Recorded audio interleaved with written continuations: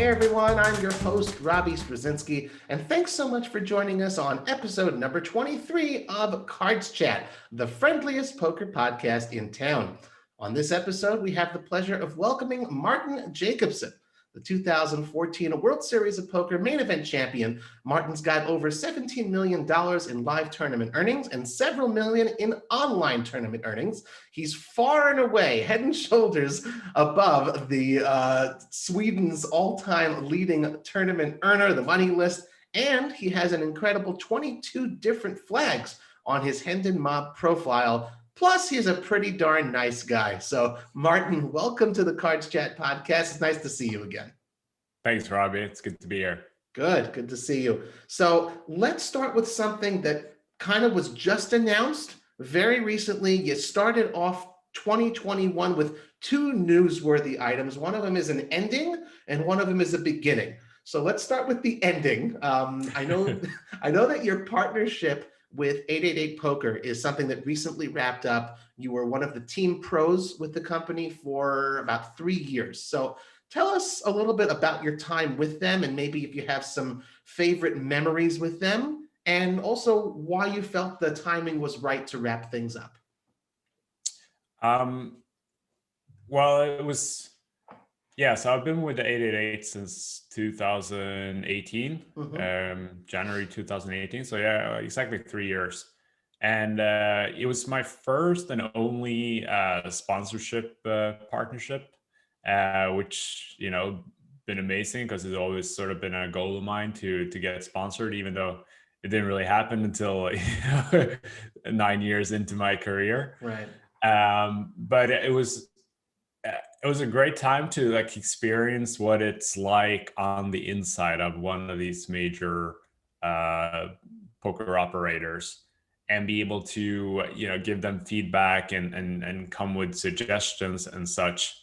Maybe maybe it was naive of me to think that I would have much more say than I actually ended up having. Sure. So you can provide them with all the feedback as you wish, but then at the end of the day, of course, it's up to them, and they it's a very big hierarchy of people to go through to get a decision, something simple, just agreed upon and changed.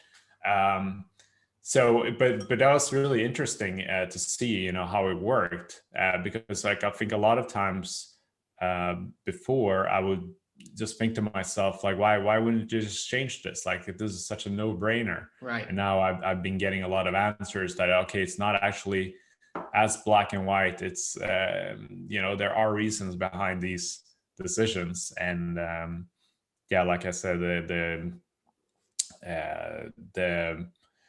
the doors you need to open and go through are many to change even the minor things. So Sure. So that was really cool. But then of course, getting to know the other ambassadors and the staff at 888 was great as well. We had a lot of fun traveling on the 888 live tour, all the great stops Barcelona and Bucharest, and of course Wsop. They were the main sponsors, so every year we would do a lot of promos and special competitions and stuff, so that was super fun. But yeah, I mean, it's gone pretty fast. I can't believe it's been 3 years since I signed, and now we both sort of decided to end things for multiple reasons. One, of course, there's no haven't been any live tournaments, so there's less incentive on their part to keep me on the roster, I guess. And then they lost the Wsop sponsorship, so I guess they're focusing more on their smaller live tournaments around Europe. And for me, the reason I sort of wanted to move on as well was because I'm more interested right now into getting into the coaching side of things, and maybe exploring other areas and interests of mine that doesn't necessarily involve playing tournament poker full time. Sure. And I think it was just a healthy sort of transition, because once you close one door, even though like I really didn't do that much, like they didn't request that much work from me. I just think that like once you close the door, maybe you open yourself up to new opportunities, and you sort of have more headspace and energy to do other things. So I think it's important to sometimes cut ties and move on, and explore new things. For sure. Well, that's why a book has many chapters. And, it does dovetail. Like I said, we had one ending and one beginning. And, you've gotten this new coaching project is with Farid Jatin. Or Jatin. How does he pronounce it? Jatin, yeah, I think. Jatin. That was nice pronunciation. Just making sure. Farid Jatin. So tell us, what is that all about? What is this coaching that you're doing? Yeah. So it sort of started with Farid reaching out to me, I think at the end of last year, or September, around that last year. And we didn't really know each other that well, to be honest. Like we played a bunch, on the tour, and we have a couple of mutual friends, and like we've always been friendly and like chatting here and there, but we were never like close friends. But he told me anyway about this new coaching project that he started, and he was like telling me a little bit of like where he was in his career and life, and like what he wanted to do moving forward. He was telling me that he didn't really enjoy the online grind because he's more of a live player. And it was funny because I'd been thinking the exact same path, like the exact same things. Right. So it was one of these weird things where I believe we had a conversation in Montreal a couple of years ago, and we were just chatting, him and I, at some party, I believe, and we were just talking about like our values, and like how we're interested in like the business side of things, and we realized, I think, that we had a lot in common, like in that regard. So he had me in mind anyway. So he reached out to me, cool, and asked if, well, first of all, he invited me to get on his current group course, because one element, they have a special guest. So he asked me if I was interested, and of course I said yes. And I really enjoyed it, and I think he did as well. And we realized that we had a really good synergy between us, and really good energy. Mm-hmm. And afterwards, so the class was lasted for 2 hours. And afterwards, I just felt like I had this amazing positive energy and like excitement. It was just so much fun to get on his course or do his class, and get to speak with all these up and coming players and aspiring poker players who were super interested to hear what I had to say, and like what I could teach them. That's so awesome. That's just sort of how it started. And then Farid and I were speaking afterwards, and we're like, wow, that went really great. Maybe we should do something together. And I've done some coaching, like one-on-one, but I've never done anything like this, like a group concept. But I really like the idea of it. You're gathering a group of 15 guys. Everyone's there for the same purpose. Everyone loves poker. Everyone wants to get better. And I'm able to share my experience and my knowledge that I gather over the years. Right. And they're able to absorb it. So it's just a really fun and interesting dynamic. How did you settle on the 15? Like maybe 5 would have been enough, or maybe if you have 100 students at a time, you make 6 times as much money from them. So how did you settle on that number? Yeah, we're playing around with trying to find sort of the sweet spot in terms of numbers. So we decided on 15 for like a couple of things. So one, we wanted to keep it as affordable as possible for the students, give them as much value for their money. So we didn't want to have 100 people, because then you lose the like sort of personal connection. But at the same time, if we only have 5, then we would have to charge a lot more, because we have to, pay for all our expenses and like value our own time as well. So Sure. I think 15 or 10 or 15 was like sort of the sweet spot where we felt like we'll give them great value and we won't lose that personal connection, and we'll able to dedicate time to each and every student. Sure. So yeah, that's sort of how we decided. What is it that you find so fulfilling about teaching a group of poker players? I think when you've been playing poker for as long as I have, you sort of forget like what you know, or like how much you've learned over the years. Wow. You kind of take that for granted because I'm always at least comparing myself to, the best players in the world. Rightfully so. Okay, yeah. So when you compare yourself to, the elite and the elite, you never really give yourself any credit for like how much you've improved and how much you've learned, and just not just learned by studying the game, but like just playing. Like the experience is invaluable in my opinion. Right. And that's really obviously, it takes 10 years to get to the experience level that I have. So if I can take the experience that I've gathered and everything I've learned from the experience, sort of compress that into like really useful information, and then give that to someone who's only played like a year, maybe 2 years, 3 years, I think they can grow and become a much better poker player in like a really short and efficient time. So that's something that's really exciting for me. And also,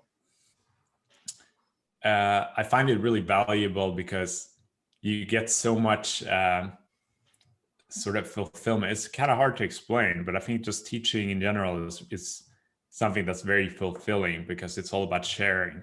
Nice. Like you're sharing what you learn, and you see that somebody else has appreciates it, and then be able to see them grow as a poker player, and like hearing about results. We've had a few students already posting in the group and saying, "Oh, look, I won this tournament, and like I've been doing so much better ever since I started doing these tricks that you guys talked about in the last class."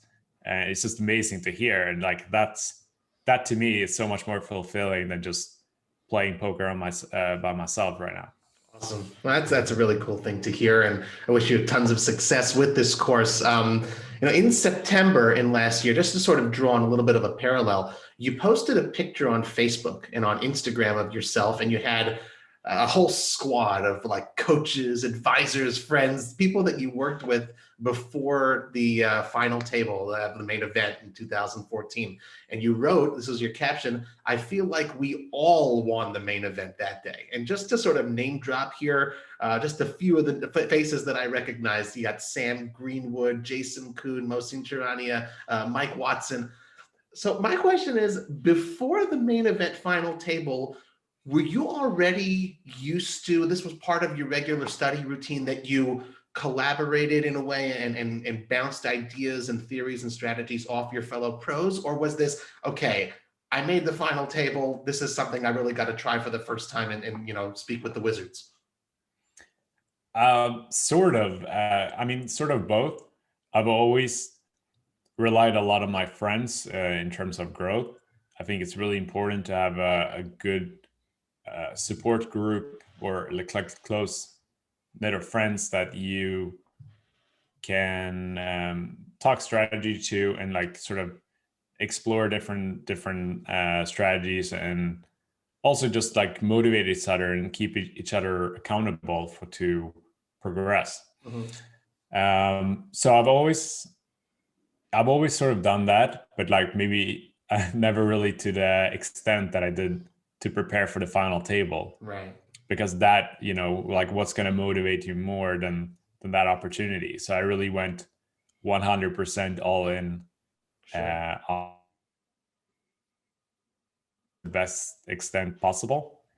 And that's sort of the strategy that I came up with, that I was just going to speak to all my friends, like everyone I had, I was close with, or whose game I respected, and everyone's really happy to help. And because I think they could put themselves in my shoes. Obviously, like none of them have ever been in that spot. Like it's really hard, even for a professional, to make the November 9. It's such a Right. small, it's such a long shot that it really doesn't happen often. But everyone could sort of relate to the situation I was in. They could put themselves in my shoes. They knew how big this was. Right. We So all everyone dream was about really, it. Even people like me. So we everyone all dreams dream about about it, yeah. being on that stage for But sure. no one really prepares for it because Right. it's so rare. So like I'd never prepare for it. So it's like, okay, like what should I do? So I just started brainstorming first on my own, but then I created a Skype group with 30 of these friends of mine. Wow. And we all sort of like bounced ideas and we're brainstorming together. And that's sort of how we came up with, the idea to play simulations of the final table. I started writing player profiles on every player, every opponent, their tendencies, researching all the hands I could find on them. Apart from, preparing myself mentally and like meditating and doing yoga and keeping myself in great like physical and mental form. Right. So confirmed you did not luck box your way to the win. That's for sure. A lot of preparation involved. Well, in poker, you got to switch gears. So we're going to switch gears a little bit with the line of questioning. Here's a series of individuals. You've got Wolfgang Puck, Guy Fieri, Gordon Ramsay, and Martin Jacobson. Right. So because back in the day, you wanted to become a chef and you even went to culinary school. Why? What was it about being a chef that intrigued you? I don't know if it was as much being a chef that intrigued me. It was maybe more a matter of being fed up of studying, the academic classes. So I wanted to do something different. So that's sort of when this opportunity presented itself that I could apply for a culinary school where you would read, some academic classes. So if you wanted to continue your studies after school, you didn't want to be a chef or work in the restaurant industry, you could continue. So you had sort of a base. But what I was longing for was to do something practical, and that fitted me really well at the time. I was everyone needs to 16 eat, years right? old. What's that? Everyone needs to eat, right? Yeah, that too. Exactly. That's what I figured. Or that's what my mom figured. Like she was a big inspiration to my decision because I was 15 years old at the time. Like who knows what they want to do when they're 15? Like not me, and like probably not anyone really. Yeah. So it's just sort of a gamble at that stage. And yeah, it worked out really well. I got really passionate about cooking, and my grades improved by a lot, like even in the other classes. Yeah, and then I just became set on becoming a top chef. So I just started working first, and then all my interests were like surrounded by cooking. I was reading gourmet magazines. I was watching things on TV and stuff like that, and just cooking a lot at home, like doing different like tasting menus and stuff. So I was really, really into cooking. Right, and you were even a cook in the Swedish Royal Navy. Yeah, it was that same thing there. So the way it works in Sweden, it's like military service is mandatory. Sure. But they come to you when I think you're only like 12 years old, and they show you, yeah. Wow. And they show you, maybe you're a little bit older, maybe you're 14 or 15. Still, that's very early. Okay. Yeah, you're still in elementary school. Sure. But they show you these videos of like, like join the army kind of things, like shooting guns and like traveling the world and like all the cool stuff, like parachuting out of airplanes. and then they ask you like, okay, who's in? Right. Everyone raises their hands, or like at least I did. So they got me. And it's like, yeah, sure. Like you don't really think about like what it actually means to, commit to a year of military service. Sure. It also feels so far away that just I signed up. And then 4 or 5 years later, I've graduated culinary school. I started working as a chef. And I get the letter in the mail saying, okay, now it's time to do military service. And I'm thinking to myself, oh crap, like I guess there's no way out of it now. Mm-hmm. I mean, I probably could have gotten out of it, but like I would have to make up some serious excuse, and like that's just like not my personality. Like if I say I'm gonna do something, I'll go ahead with it. Mm-hmm. But I remember I really didn't feel like it at the time. But I'd sign up or I can't remember if you get placed or if you apply for different departments, but mm-hmm. I was meant to go to Karlskrona, was this like the Navy base in 5 hours south of Stockholm. Wow, okay. And I was going to be a chef on one of the new corvettes, like nice. Battleships. Nice. So, I mean, that was quite exciting at least. But then I had to do the 3 months of like... basic training? Basic training, yeah. Sure. So that was, the worst part about it. But then once I moved to the battleship, like that was a lot of fun because it was just me and another guy, and we were responsible to cook for everyone. We didn't really have a lieutenant like that, like a captain or something like watching over us. And wow, our budget was insane. Like we had, I think it was, we had like $15 per person per day. Wow. Which might not sound like much, but that's a lot. Really, that's a lot of money. Yeah. When you're cooking for, so we cooked for like 70 people every day. Right. But I mean, we literally had unlimited amount of money, like to buy whatever we want. So I was just continuing, like experimenting and setting up like sort of tasting menus on the weekends. So that's really cool. Duck and like reindeer, like a bunch of like my goodness, exotic really cool foods. Stuff like making risottos and Jeez. Well, they say that an army marches on its stomach. It certainly seems like at least your soldiers ate pretty well. Well, the Navy is a different story. I mean, Army and Navy are very different. Yeah, in the Army they eat like crap. It's really like super. Yeah, but in the Navy, like they spend a little bit more money, and their requirements are much different too. Right. Like everyone's very comfortable in the Navy. I understand. So when you were a soldier, were you already playing poker recreationally? Is this something you were sort of doing, when you had a break, playing online a little bit, or did that come afterwards? Yeah, so I started playing online recreationally in high school, so like during culinary school. And then I played a little bit more once I graduated and I was working. So I would sort of play during the nighttime to cool down from the stress of cooking. And it like worked out great because I would play on a US time zone. So I would finish work around midnight, maybe 1 a.m. and then get home and then play a few hours of online and then sleep all day, wake up, go to the gym, and then start working again at like 3 or 4 in the afternoon. Good times. And the Army is kind of similar. There I wasn't able to play the late schedule because you had to wake up at 5 a.m. But I would play whenever I had the opportunity. So I would.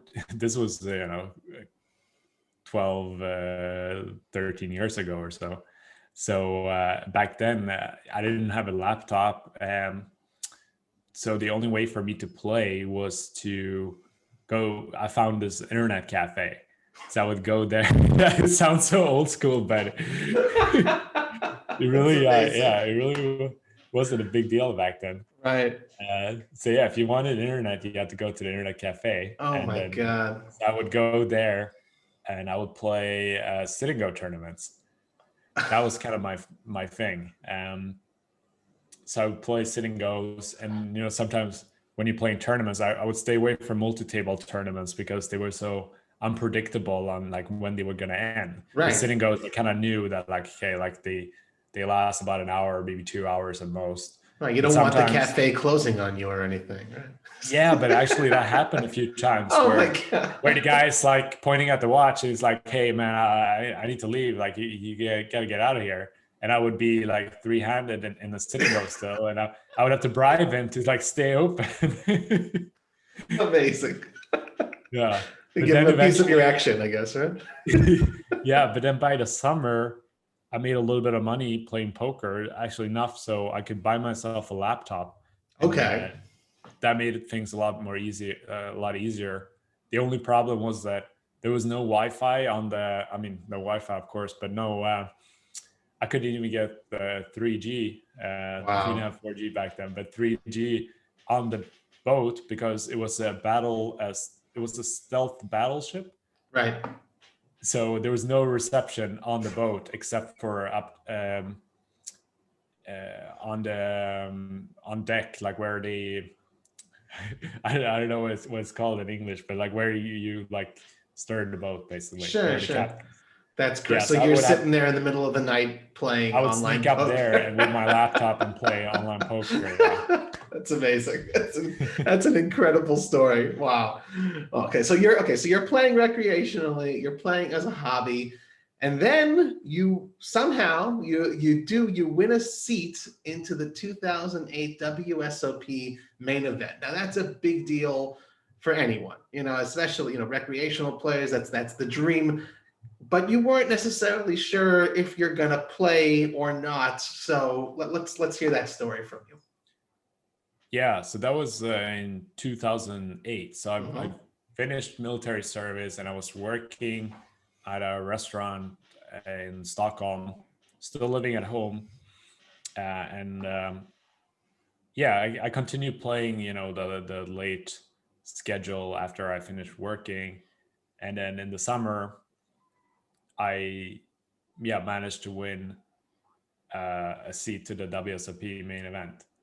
And I was only 20 years old at the time. And this was back where you had the option to either take the money, $12,000, I believe, Right. or go and play. So of course, it was a bit of a dilemma. I Mhm. knew exactly what I wanted to do. Of course, I wanted to go and play. But at the same time, I was being realistic, and perhaps that wasn't the sensible thing to do. I mean, probably not, given that I had no experience playing live tournaments or like multi-table None? tournaments. You've I never haven't played? played, no, Oh, apart from like wow. a few like home games and stuff like that. Like I played on some poker clubs. Sure. Um, Wow.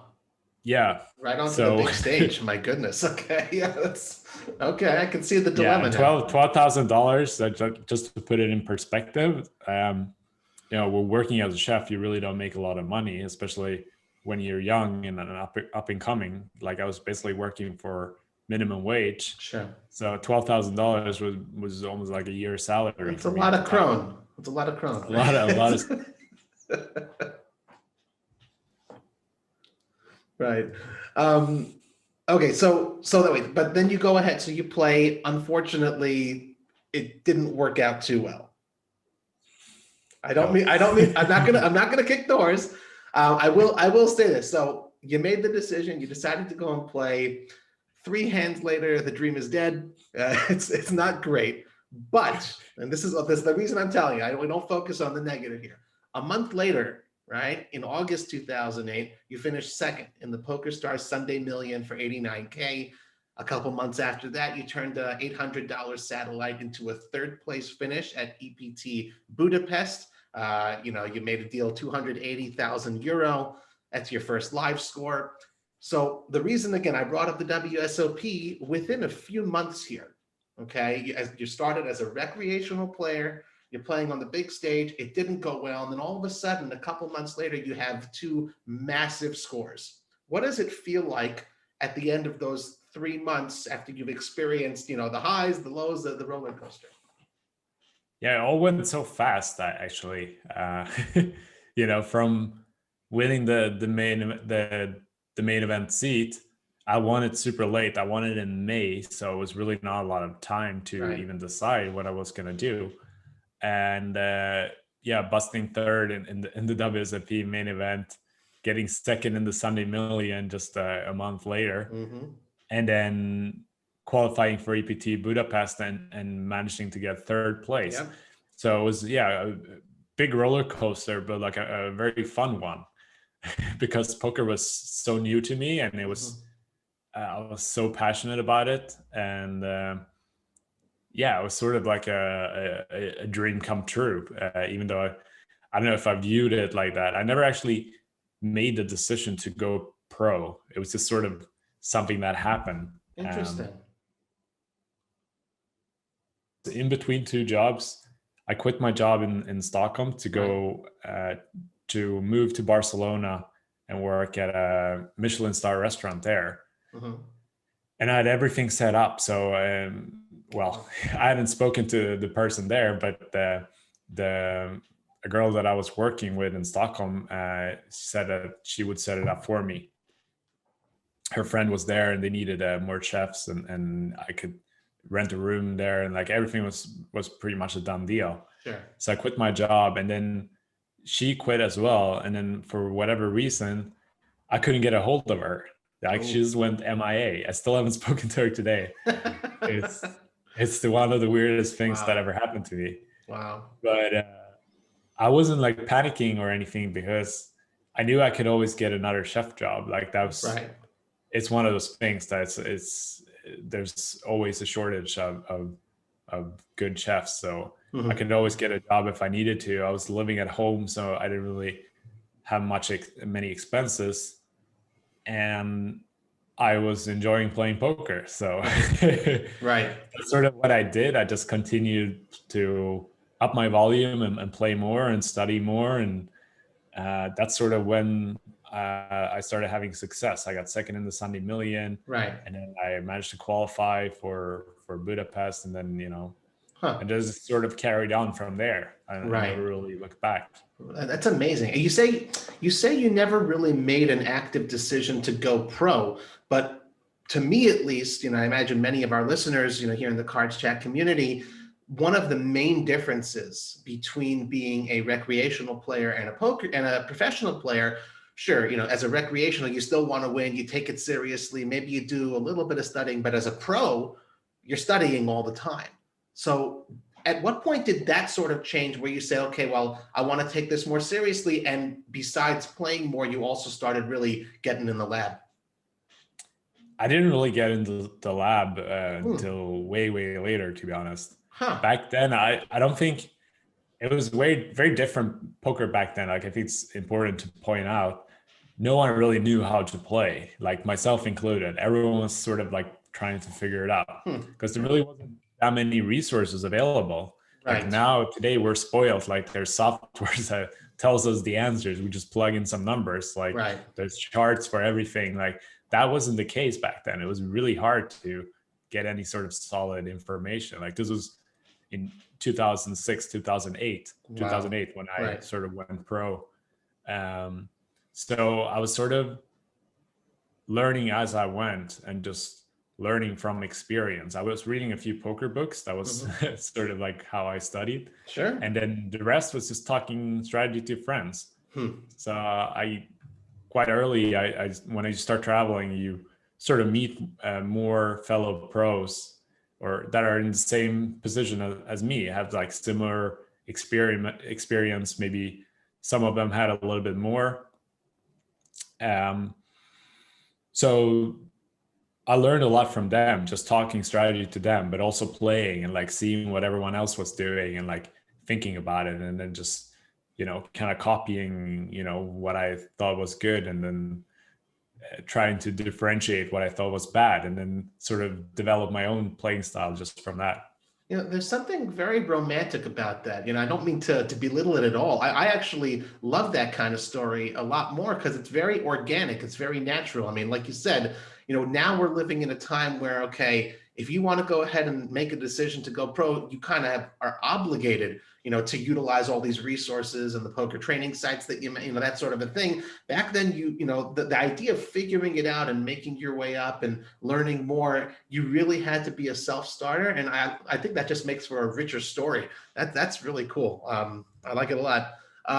Well, Martin, we talked about in the introduction, 22 flags on the Hendon Mob. I remember I last saw you was almost a year ago at the 888 Poker Live in Madrid.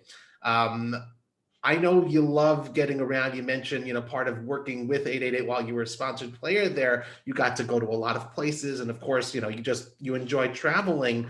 I imagine you must be missing the tournament circuit a little bit more than your average poker player.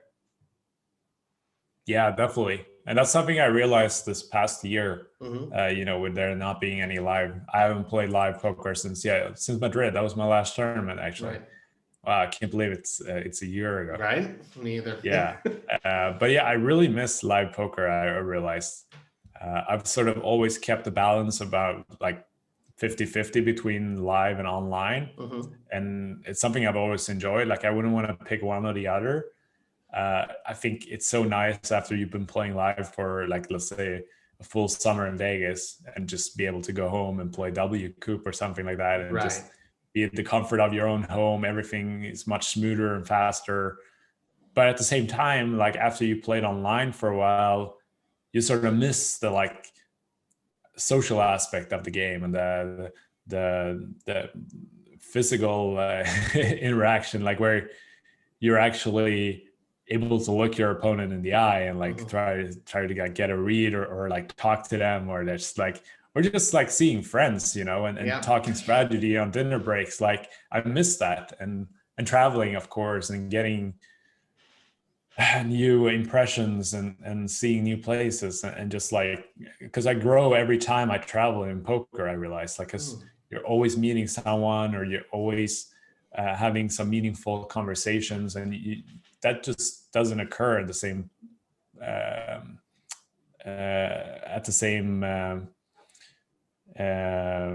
like online.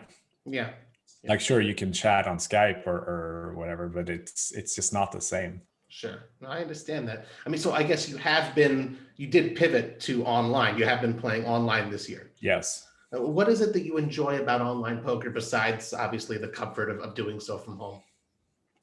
Well, firstly, you can play more tables, so it's a lot in terms of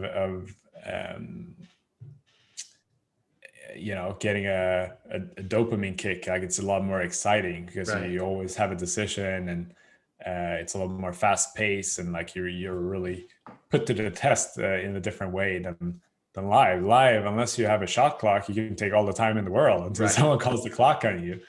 Online, you have a few seconds now. Like they've shortened the time banks and everything. Everything's much faster. So like it even like I noticed like a significant difference. Like if I haven't played online for a while and I'm start firing up 7 or 8 tables, I'm struggling sometimes if I get a decision in multiple spots. Whereas when I could have played 10 or 12 or like maybe even 15 tables at once. We're getting older now, I'm telling you. I think it's a mix. Yeah, maybe it's a mix I'm just kidding. Of getting older, but it's also like the game is so much more advanced now that you really have to think about every decision you make. You can't just get away with autopiloting, like unless you're playing like very, very low stakes. So you really have to think about each spot a lot more. And that's also what makes it more fun. Nice. But yeah, it can be draining playing like a lot of tables if you're playing more than 8 tables in one session. For sure. I know that right now, we're, end of January, by the time this airs, beginning of February 2021, some places in the United States, like Las Vegas, Florida, even Southern California, like they've opened up with masks and plexiglass and, sometimes outdoors under a tent or something like that. whereas Europe and the UK, by contrast, there's a much more of a hard line approach and barely any poker going on at all, to the best of my knowledge. At what point would, as much as you miss it, obviously, at what point would you personally feel ready to sort of jump back into the mix of things and play live poker again? God, it's so hard to answer that, to be honest. Like, I know right now, for example, I don't feel any urge or rush, rather. Okay. I feel an urge to play live poker, but you have to be realistic too. Like, there are restrictions in place for a reason. Like here in the UK, for example, like you're not even allowed to go to your friend's house, or everything is shut down. Like restaurants, bars, barber shops, like everything. So if those places, then you probably shouldn't play live poker right now. Sure, I understand that. Interesting. So I don't know. I'm playing with masks and like in a plastic plexi box or whatever. Like then I might as well play online, because you lose that social aspect and the interaction and the tells and stuff. Like it seems kind of pointless to me, to be honest, too, because then there's a lot of hassle of playing live poker. Like you got a queue to register, and then first of all you got to travel to the casino, and then you get a queue to get in, or a queue to register and get a player's card, and then you must sometimes have to wait to get a seat, and then you get a seat and you're seated again, like next to 8 random people, and you're stuck there for the rest of the day. Yep, that's tournament poker. Yeah, that's for sure. Yeah, it's just, and then the bathroom breaks and like all that sort of stuff. Like, I don't really see the point of it as long as there's these restrictions in place. So I'm just gonna wait it out. I hear that. Well, that's I'm certain a lot of people feel that way. I know I've played in a home game here and there, but I haven't stepped foot in a poker room just yet. We just don't have any where I am. But again, it is going on in some places, and everyone's got their own timetable, both as individuals as well as vaccines, that sort of thing. So just curious to hear your view on that, exactly how hungry you are for it. So we've talked a lot of poker. We talked a little bit about food and being a chef. We'd be remiss if we didn't also speak about health and fitness. Just before we got on the call, I noticed that you're at a standing desk, and I know that health and fitness is very important to you.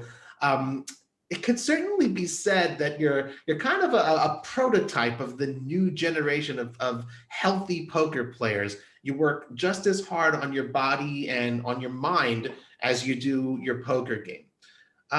In your opinion, how important is that to being successful at poker? I mean, for instance, is it possible that someone could just study poker hard, but just eat burgers and fries all day and never exercise, or do the two kind of have to go together? I think it's definitely possible to just be really good, fundamentally good at poker and not have that aspect. But I think everything you do improves your chance. Like, everything you do that's positive improves your chances of winning. So if, let's say, my chances of winning improves by 1% by being in good physical form, or in another couple percentage being in good mental state, like by meditating or something. And if that can prevent me from playing poorly, like the last level of the day, or not misplaying a hand, or staying a bit more focused and picking up a read, or whatever it is, like that, all that stuff matters, like in the long run. In the short run, of course, anyone can win a tournament like eating cheeseburgers, like like we see it all over. But I'm a firm believer that everything you do, that's like so obvious that it is beneficial, at least in the long run, plays a difference, and that will over time increase your win rate. So like on the last level, everyone calls it the beer level. So you don't even have a little swig of beer? It's been a couple of years since I did that, but okay. It depends on the tournament and the company, sometimes you're at a like really fun table and like everyone's having a beer. Like, of course, I'm gonna have a beer with the guys, but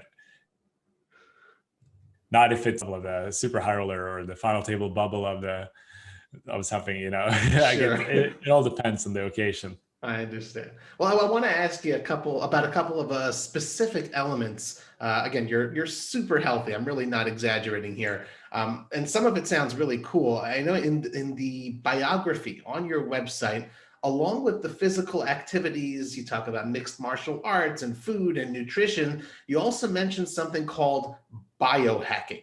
What is biohacking? So biohacking, it's kind of like an old school term now, but basically means that you're hacking like your biological self. So you're doing these hacks to improve performance, whether it be mental or physical. So that could be, for example, like I put butter and MCT oil in my coffee because that slows down. Yeah, it sounds really weird and it probably sounds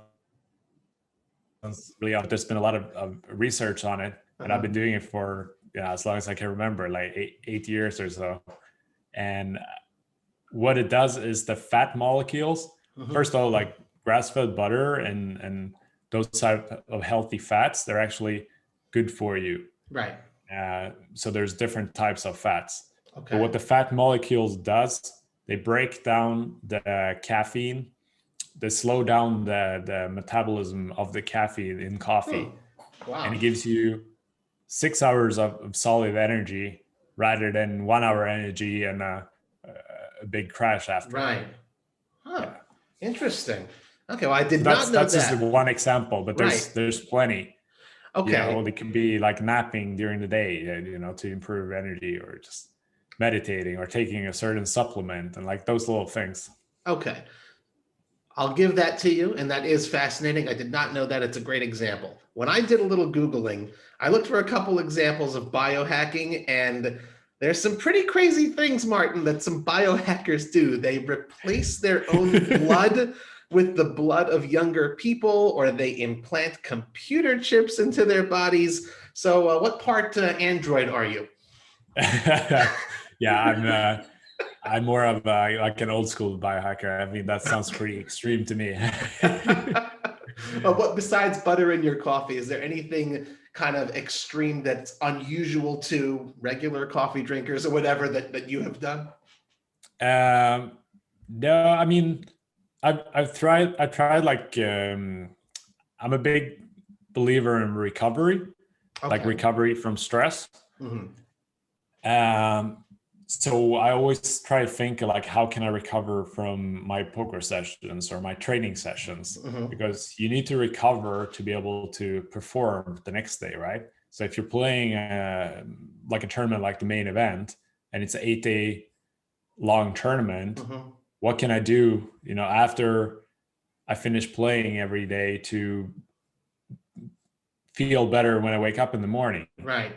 Because you're putting yourself, it's just like running a marathon or like a ultra marathon or something. Like, right, like a professional athlete. All the big NBA players do that as well. Right? Even though, of course, it's not physical in that sense, but it's mentally draining and it's very taxing on the body.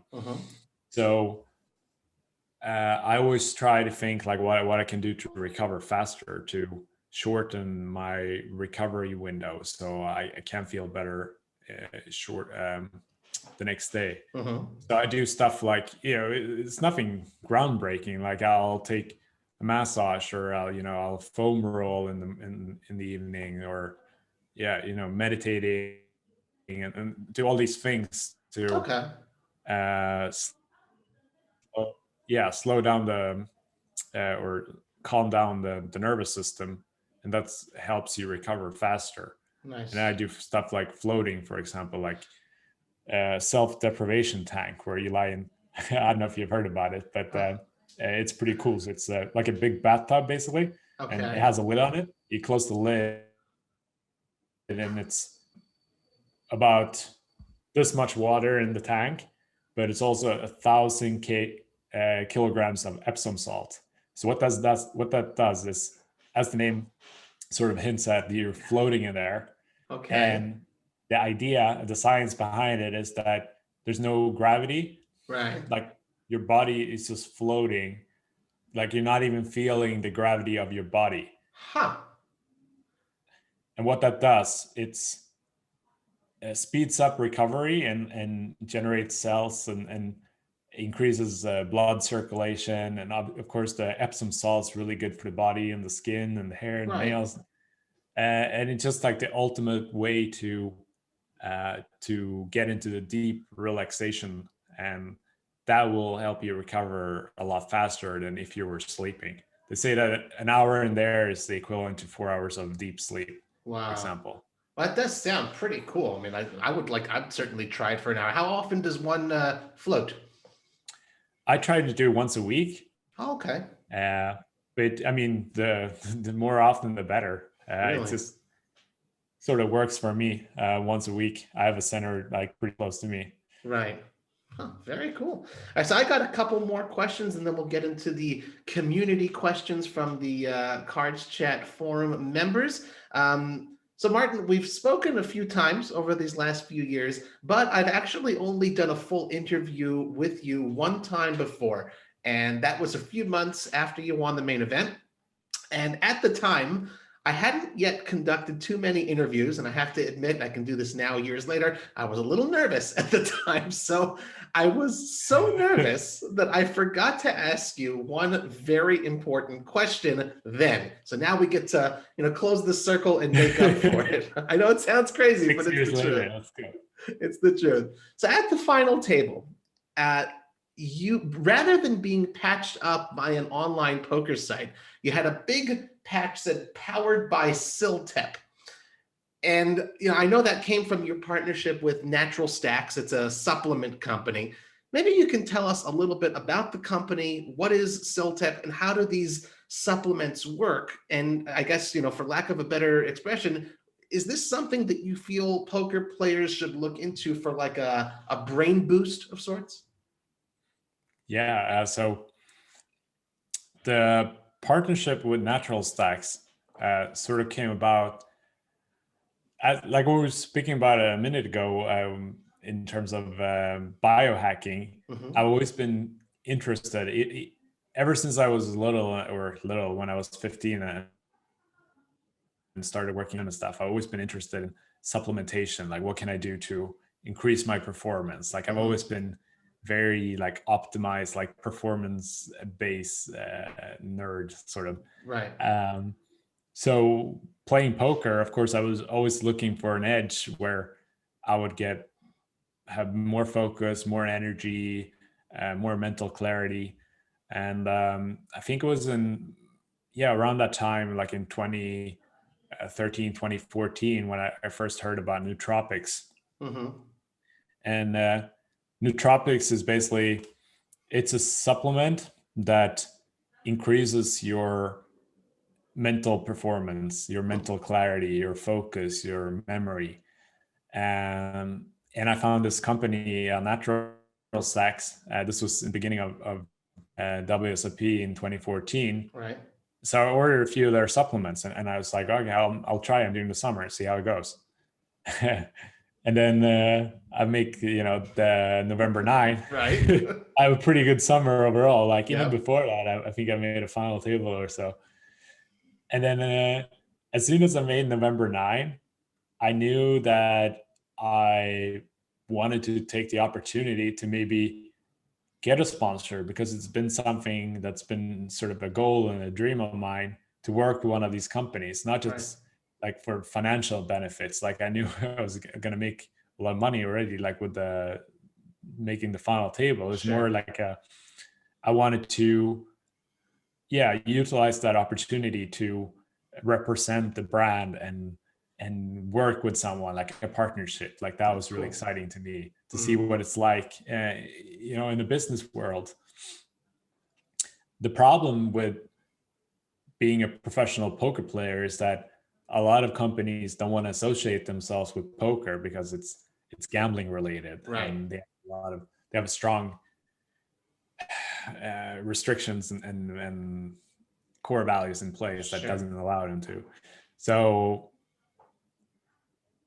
I reached out to Natural Stacks because in my opinion, that was the perfect fit, because I've been using their supplements. I knew they worked, and I really liked them. I thought they were an awesome company, like based out of Seattle, like very like forward thinking and like all about optimizing performance and health. So it was a perfect match for me. So I reached out to them and asked if they were interested, and they came back to me straight away and said, of course, like that's super exciting. Let's do it. Cool. And they were actually the ones that insisted on sending out a film team. Yeah. Filming the 10 for 10 documentary. So that was all on their initiative. That's really cool. Well, that's actually my final question for you. Is it's for those who don't know, it's a documentary of how Martin went about preparing for his final table performance. It's pretty great. On your website, you've got the clips there, the YouTube videos. It's good stuff.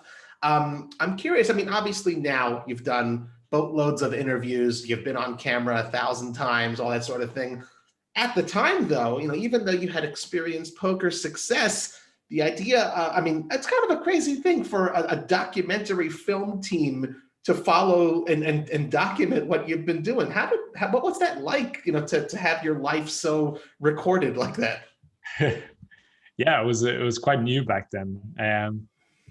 Honestly, I didn't really, I didn't really mind it, to be honest, because I was just so consumed with the final table and like everything else going around that. And these guys, they really they did a fantastic job of sort of staying in the background, letting me do my thing. Like they didn't require me to do a bunch of things or sit here and answer these questions or say that. It was very raw and like behind the scenes kind of like documentary. So they just wanted me to go about my day as normal, and then they were going to be around and like film me from behind, but like that didn't really affect me in any way. Like it was kind of cool. And then of course, like I'm super grateful today that I got that opportunity, and I can rewatch it, and like I'm always going to have that. Like I can show my kids one day like what it was about. Like that's super cool. And like it's such a special memory, and like to have that documented in such a professional and like great looking way. Really cool. Yeah. Well, I definitely, if you haven't seen it, folks, I certainly recommend checking it out. Again, you could find the video on Martin's website. What's the URL of your website? It's martinjacobsen.pro.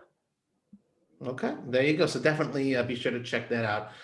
Well, everyone, this is the portion of the show where we turn to you, our Cards Chat community who's watching, who's listening, and we want to see what types of questions you want to ask our guests. Of course, we have a dedicated thread for it on the Cards Chat forums where we let you know who the upcoming guests are going to be, and we allow you the opportunity to submit your questions. And thanks to all who've done so. Our first questions come from Shells, who's been a real great contributor. Thank you, Shells. Martin, what do you like to do in your free time? And do you have any? Yeah, I do. I like to work out. Okay. So are you in your? You seem to be in your gym right now. Is that what's behind you? I've sort of built a home gym. I did it before the pandemic, but it's really come in handy now. Where all the gyms are closed. For sure. But I try work out once a day. So I'm always doing sort of something, whether it's running or yoga or just swinging a kettlebell or like lifting weights, or I try to mix it up. I like the variety of it. Like I don't really follow a strict routine, or I don't have a schedule or anything like that. I try to feel how I feel on the day, and then sort of like plan my workouts accordingly. And nice. So sometimes I miss a day or two, and that's fine too. Other than that, I like to travel. Yeah. I like to cook. Yeah, sure.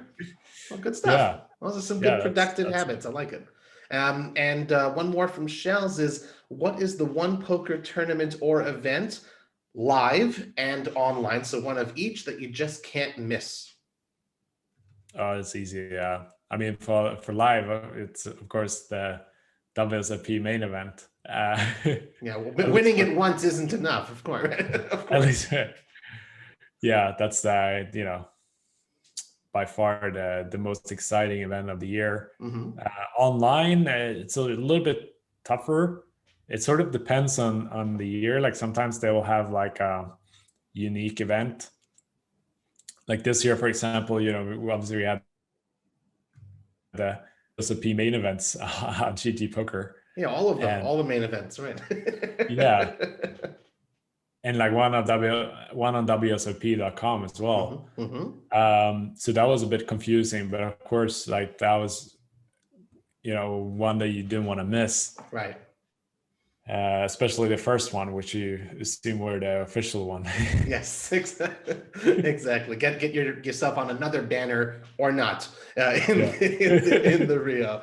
Yeah, you know what I'm talking about. So our next questions come from Jose Albert TV. I hope I pronounced that right. Thank you, Jose. Martin, are you still a member in the REG organization, donating a percentage of your earnings to charity? I am, yes. I haven't I haven't donated any money in a while because I haven't won anything in quite some time. But yeah, I'm definitely still a member and still an ambassador or a representative, and always trying to spread the word. And they're doing great things. I'm not so involved with the organization or like how it's structured and stuff, but yeah, still good friends and still like to represent them in the best way possible, because I think they're doing great things. Yep, definitely good charity, optimizing all of the dollars and euros and pounds that they receive for the best possible bang for your buck. And one more from Jose. I'll tweak it a little bit. He says, how do you prepare physically and mentally before playing in a live event? I'll just sort of tweak it. We've heard about, the regimen and taking care of yourself, but I guess, the day before or the day of beginning a live event, is there something specific that you do? Yeah, I meditate every day, just for 10-15 minutes. That sort of like clears my head, and it really makes a big difference, especially later on in the day. I feel a lot more clarity throughout. Another thing I like to do is, work out, but on the days I play, I have a rule that I never go all in. I never push myself too much, because poker to me it's so mentally and physically draining as it is. And if you're combining that with a hard workout, intense workout, then I think it could be detrimental on the day. Right. So I try to schedule all my hard workouts for like a day or two before or after a tournament, but I never do it on the day. So sort of what I like to do is just like a 20, 30, 40 minutes like max of like low pace like cardio, and that sort of like gets my blood flowing and gives me more energy, and I feel more energized after. Nice. So for me, it's all about preparing myself to feel the best mentally and the most energized for. Excellent. Oh, very cool. Next question is from our forum member, Cristal, CRSTALS. Thank you very much for submitting these. Martin, what was the toughest part about life after you won the WSOP main event?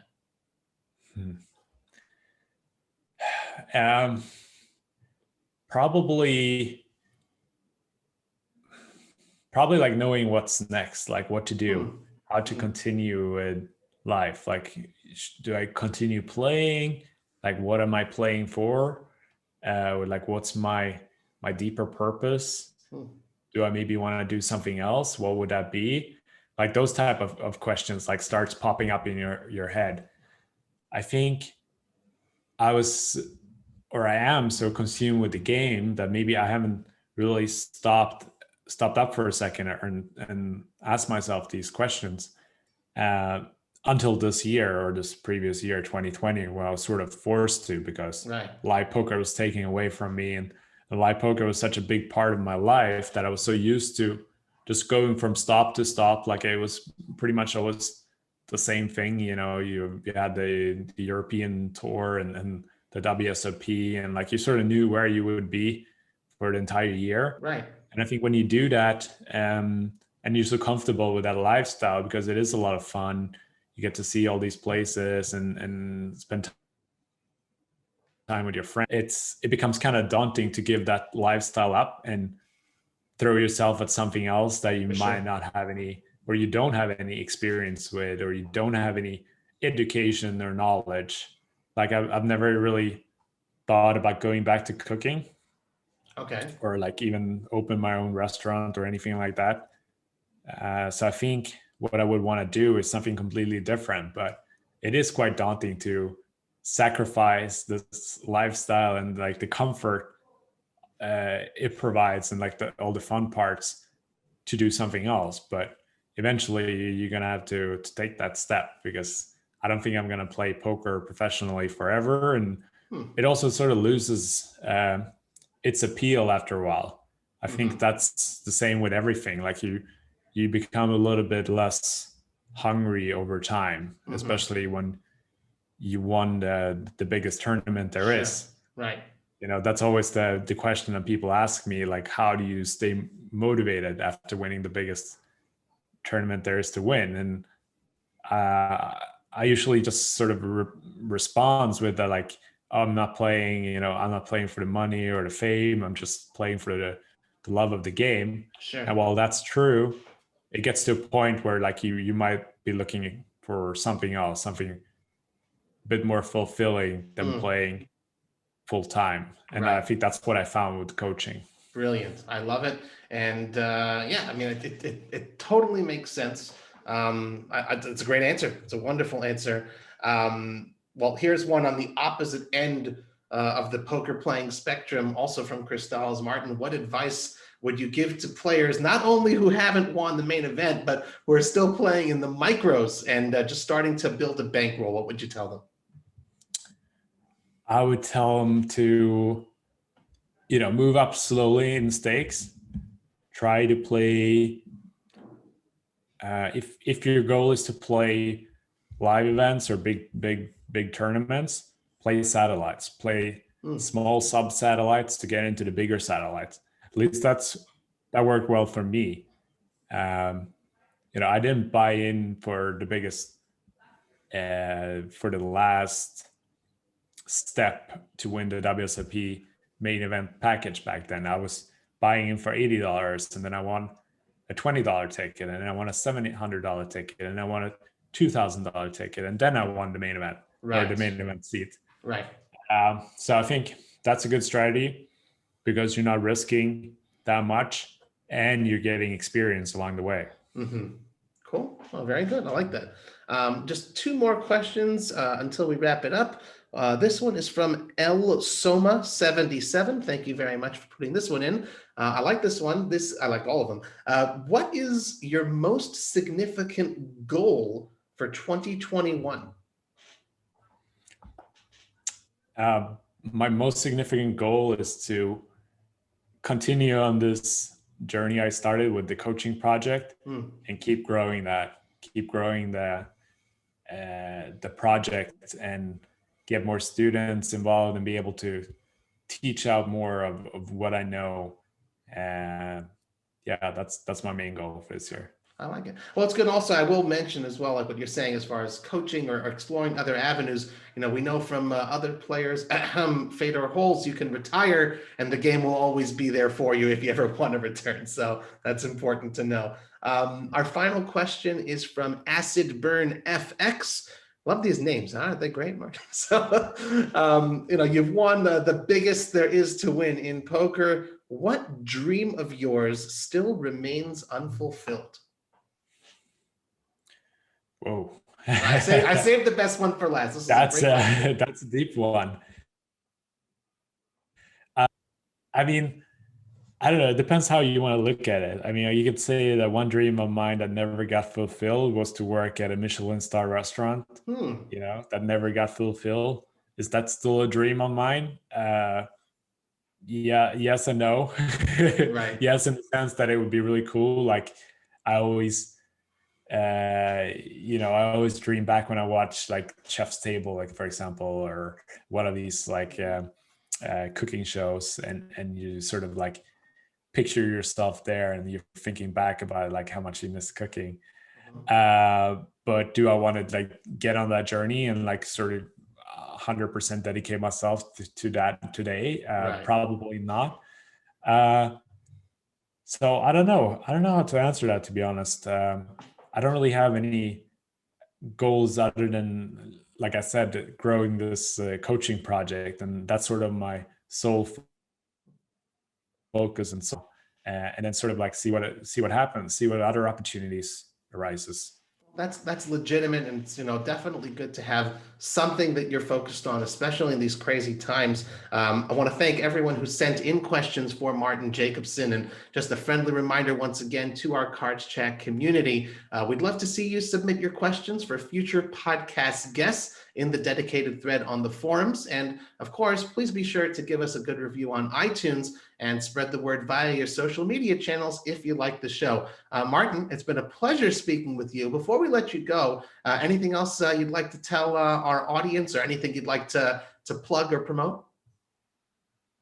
uh, no, just check out my course, or me and the Ferd's course. Mhm. You can go to my website, martinjacobsen.pro, and there we'll have a full.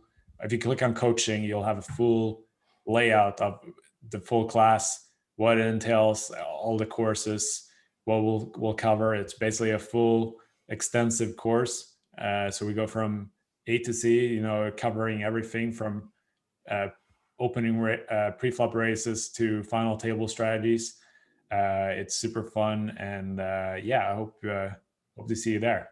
For sure. And of course, which butter to use in your coffee. That's a secret. There you go. Well, Martin, thank you again very much. Thank you all for tuning in to another episode of the Cards Chat podcast. I'm Robbie Strazynski. You can follow me at Twitter at CardPlayerLife. I wish you all a wonderful day.